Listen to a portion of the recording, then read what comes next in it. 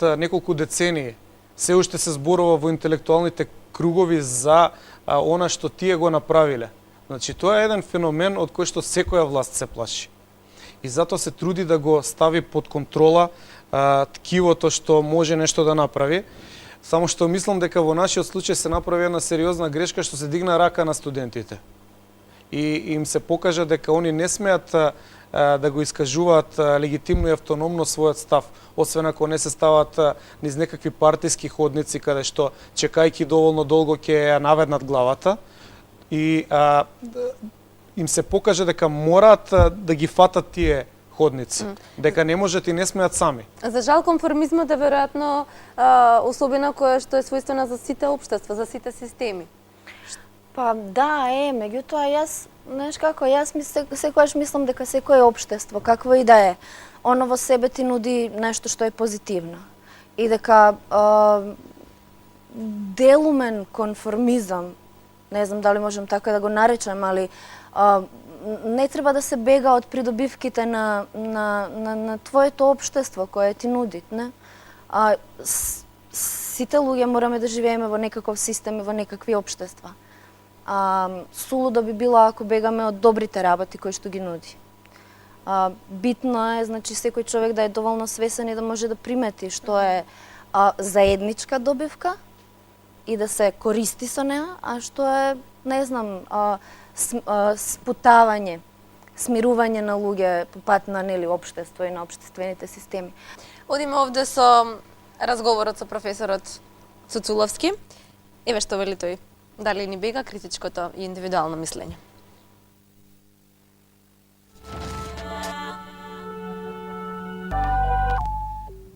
Имате чувство дека се повеќе ни бега критичкото промислување на реалноста во која што живееме?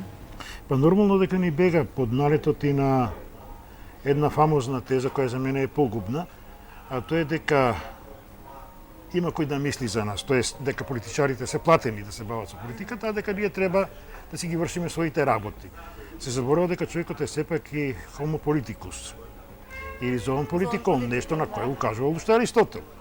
И може би најголемата политизација над луѓето, вклучувајќи ги тука и младите луѓе, е токму во тоа да ги создадете како сосема аполитични суштества, кои потоа ќе можете да ги моделирате како сакате. Полесни ќе бидат за манипулација. Много јасно. Така, например, и се објаснува на што се случува на Запад, една тотална незаинтересираност за оно што е суштински за општеството. Сега почнуваат полека да се будат од кога тој тип на цивилизација западна во длабока криза, чии последици веројатно допро ќе ги почувствуваме како на економски, така и на морален и на секојдневен план. Кај нас со последните свежи примери не се случи обратно од ова што зборувате, значи крајна исполитизираност на ситуацијата која што требаше да представува нешто сосема друго. Она што е последниот протест на студентите од архитектонскиот факултет на плоштадот што се случи минатата сабота. Каков е вашиот став за тоа? Еве сега повторно доаѓаме до стариот Аристотел, кој цело време се залагал за златна средина, но златна средина не сватена како медиокритетство, туку како баланс, умешност, значи како да се спои она да бидам јас приватна личност, но воедно и политичка. Ние за жал се претворивме во она најбуквалното аристотеловско политички живот. Човек може да започне со најфините теми, некој разговор и на крајот ќе заврши во највулгаризирано фатената политика. Мислам дека тие протести кои во никој случај не ги осудувам, ќе беа далеку поефикасни доколку се излеже и се укажеше на општото наградување на македонското општество, значи не само на урбаното наградување. Тогаш сум убеден дека голем дел од условно кажано од другата страна ќе преминеше на оваа страна. Затоа што секој обесправен човек е обесправен, без разлика дали е религиозен или не е религиозен. Дали е за градење на тој објект или не е за градење на тој објект. Да. Оно што не поврзува нас луѓето, тоа е нашето страдење, нашата заедничка судбина, нашата мак. Но се надевам дека таа свест за заедништвото се повеќе и повеќе ќе се зголемува и дека на тој начин ќе се омасовува отпорот помеѓу христијанството, вистинското христијанство и вистинскиот ислам. Секој пат постоела согласност, никогаш не постоел судир, дека 10 века пред да почнат крстоносните војни, Исусовиот гроб не беше дирнат или на било кој начин оскрнавен, затоа што и самиот Ислам го признава Исус како дел од пророците. Но мора вештачки да се измисли судир за да се оправда интервенцијата во одредени земји. Луѓето секогаш размислувале на различни начини за ова или за она работа на светот, за која и да станува збор појава, и сосема е здраво и нормално да сите имаат различни мислења и различни ставови. И кога постои отпор, без разлика од која страна и да доаѓа, веројатно постои некаква потреба за менување на нештата или некаква свесност дека постои можност за некаков прогрес или за подобро утре. За жал, отпорот секогаш го свртуваат на не знам, на опозицијски или партиски или ваков или онаков, а јас реков и на почетокот дека толку многу сакам да ги одбегнам сите тие политички дискурси и да зборуваме чисто од филозофски аспект. Филип, ќе цитирам дел од еден ваш текст, пишуван пред известно време, вели дали да се упатиме кон непознатото или да избереме да се конформираме во нашите животи. Посебно затоа што системот, уште откако сме родени, не учел да бидеме мали и кротки, да не прашуваме многу и секако да слушаме. Прашање кое во ваков случај се поставува е како да се освои слободата. Па еве да речеме, овој протест беше обид да се освои слободата. Децава таму искочиле со транспаренти. Значи, сакаат нешто слободно да кажат. Доколку немаше матрица која што скоро по некаква законитост делува, тој протест немаше ни да има некакво поголемо значење во општеството, ќе имаше можеби за тие луѓе што излегле ќе кажат, еве јас бев на протест, си го кажав моето мислење, не се конформирам, против сум, за сум, битно сум земал транспарент и кажав нешто.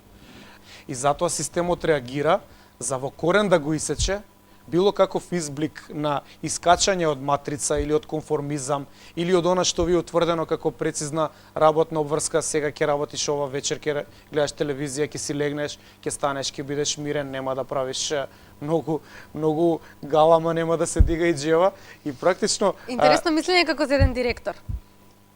Обично и директорите добро, се оние кои што ги даваат упатствата како и по кој редослед да одите во без денот. разлика, видите. Се шегувам, обично само мала провокација. Солидна провокација. Јас имам своји обврски како директор, меѓутоа никогаш нема да отстапам од своето право на практицирање на слободата. Апсолутно. Оти тоа ме прави мене да сум јас, што друго. Инаку сите стануваме бројка, матичен број. Да, инаку сите стануваме бројка. Којача, што за вас представува личната слобода? Не знам, јас се осеќам прилично слободно. И Ти си во предност. да, па Ти си не во знам, театар. јас се Ти го осеќам. имаш својот момент на катарза. И мислам дека вашата фела е во предност пред луѓето, затоа што вие таму можете да се ослободите. И дури и она што го гледам и во представите во последно време, меѓутоа тоа е и дел од историјата на театарот е дека и дел од трендовите во општеството таму се моделираат. И можеби затоа си вака посмирена, бидејќи слободата ти е освоена. Да, па ја имам, например, од време на време имаш можности преку тоа што го работиш институционално го работам, значи работам во Македонски народен театар. И имам можност од време на време да ги кажувам своите мислења и своите ставови позади кои стојам. И не знам, до сега не сум се приватно, јас не сум се susrela со некои сериозни проблеми на ограничување на мојата слобода. Како најчесто ја манифестирате вашата слобода? Еве, освен преку професијата, преку уметноста. Па Во приватниот живот? Преку тоа што го правам приватно, значи преку сите работи преку кои тргнувам нешто да кажам или нешто да направам. Дали е тоа, не знам, искажување некаков став преку правење најобични флаери за интернет или е кажување на сопствениот став преку играње со видео записи, со монтажа, на секаков начин, како што Начини да се канализира потребата за некаква борба за лична слобода или барем обстојувањето и да не е борба, нека биде живење, нека биде дишање на слободата. Така, многу повеќе тоа отколку борба за некоја слобода, бидејќи јас својата слобода си ја зимам. Да, веројатно за да постои борба треба да постои некаков недостаток или да има некаков отпор. Океј. Одиме овде со интервју